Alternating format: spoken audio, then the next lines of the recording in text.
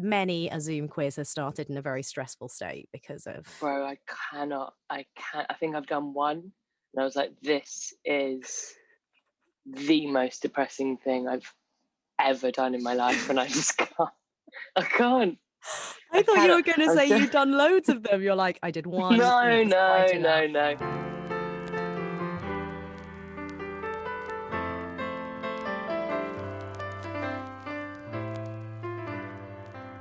Here we are.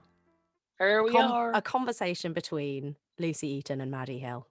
Welcome. Just a couple of lads, innit, mate? Just a couple of lads drinking a Coca-Cola and a no-alcohol beer, chatting about Shakespeare. I find it really cute that you're having a Coca-Cola, actually. It's well, really sweet.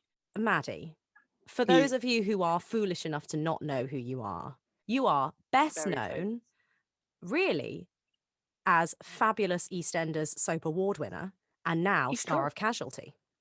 It's true. But what I think, because that is how you made your name, what I think a lot of people don't realise about you is that you are a theatrically trained actress and you have done much theatre. I've trodden the boards a few times. And you love the theatre. This is the fun thing today, is we're going to chat about not just any old theatre, but the man of theatre, the bard himself, Mr. Willie Shacks. Because what you wanted to have a bit of a chitter-chatter about was a speech from Shakespeare's Cymbeline. Yes. I mean, one of his greatest plays. Well, let's start there. Pants, isn't it? Yeah, let's start there, which is... Cymbeline is not a particularly well-known one. It was apparently quite a late one of his, I think. It's not generally one of the most loved Shakespeare plays. No. But you, of course, were in a production of it that was renamed Imogen at the Globe Theatre in when? 2016. 2016. And it was just after we did Dream together. It was just after we did A Midsummer Night's Dream together at the Southwark Playhouse. And I have to say, I had seen Cymbeline before and probably agreed with you. I didn't love it. But when I saw Imogen, the version of Cymbeline that you were in, it was flipping awesome. I had the best time. I loved it. I really do feel like it sort of breathed some kind of life into it, or it made sense of it.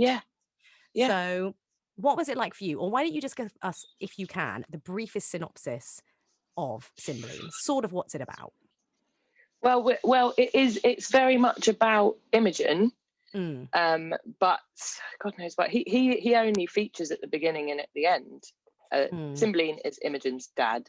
It's about lo and behold, star-crossed lovers. Posthumus is in love with Imogen. Why does Cymbeline not want her near him? Oh God, I don't know. Why do they have it? He's got something wrong with. Oh no, he's like poor or something. The usual. Not him. He's poor. I think I'm almost certain that that's what it is. The King Cymbeline officially separates Posthumus and Imogen, and they spend the whole play trying to sort of find each other. And then when they find each other at the end, Posthumus has sort of like fucked her over in multitudinous ways. The best thing that Dunster did, though, was change the ending so that she actually reminded me. So just to clarify, Matthew Dunster was the director. And he did the adaptation. He wrote, so he really rejigged the whole thing. He basically gave a lot of Cymbeline. So Cymbeline comes back into the show, having not really been doing very much at all at the end, and basically gives Posthumus a good going over. But he gave Imogen all of Cymbeline's lines, which made a hell of a lot more sense. Right. Because in the original, she just sort of disappeared for the final third of the play. Crazy. And so she ends up giving him what for at the end. Great. Which made a hell of a lot more sense. I think that's why it's a big reason why if a character doesn't have any sort of logical through line, you can't invest in them. Yeah, and I absolutely. think all the major Shakespeare fans who knew the play and thought of it as a bit pants, even if they were a little bit sort of old school in their sort of views as to how these plays should be performed and by whom, I think they did sort of understand that he'd improved the narrative at least, and that he'd developed a character that people could actually invest in. So this speech that you think is particularly gorgeous, where are we in the story when that happens? We're right at the beginning, and they've been separated for some time now. I just think that imagery is absolutely beautiful. I would have broke my eye strings, cracked, the strings that hold your eyeballs in place. Looked for someone so hard that you snapped that is a wild metaphor. Wow. Till the diminution of space had pointed him sharp as my needle. Fucking, he's so small that he's like the pinpoint of a needle. That is wild. Till he had melted from the smallness of a gnat to air. That is batshit. I'm not necessarily, I don't know, that romantic as a person. Right. Some things just get me imagery wise. When someone, it's so important to get a really intense feeling across that you go to those lengths with words and imagery. That just I think is wonderful. What was it like playing her, or what was it like doing this speech? There was always a thing where it was like I just wasn't quite, and I know exactly what it was only now in retrospect, that I was so, it's the to be or not to be thing. I was so overwhelmed by how beautiful I personally, Maddy, found this speech. Right. That I think every time it was just a little bit like, oh, it's so beautiful. Yeah. Listen to the words of the speech. Whereas now I feel like if I went back and did it again, I would have to work really hard, because I find it really hard not to over-identify with things. If I find something really, if the imagery of something is really, really beautiful and it provokes an emotional reaction in me, but that's completely maybe not right with the character. Scene. Yeah. Exactly, not right for the character, not right for the scene. I can picture myself doing this speech now, and that's exactly what it is. I think I was just pushing too hard, because it was affecting me as I was saying it almost. Did you find it quite moving going back to it? There's something funny about it, isn't there? That as you re-speak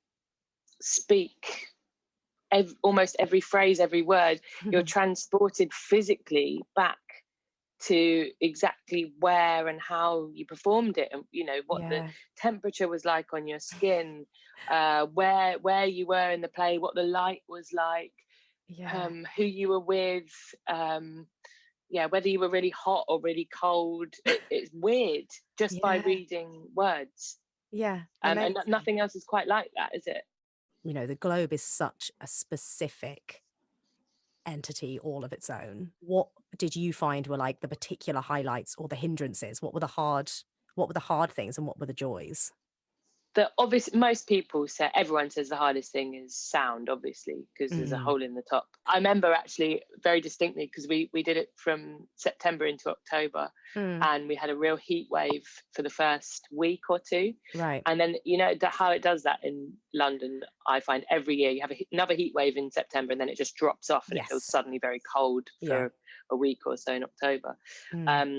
And that happened. I remember going out on stage one day, and that day when the temperature dropped, and just coming out after the first half, and just being, I think it must have been when the sun had gone down, and just being like, where is my voice? It just wouldn't carry any further. So we were all backstage on those mental teapot things, just trying to the steaming things, steamers. Yeah. Everyone had to steam their voice. Everyone was like, what's going on? I can't. And they basically had they have an emergency voice dude there, so he'll come in and be there ready if he knows the temperature's going to drop, and he's just got all these kettles ready.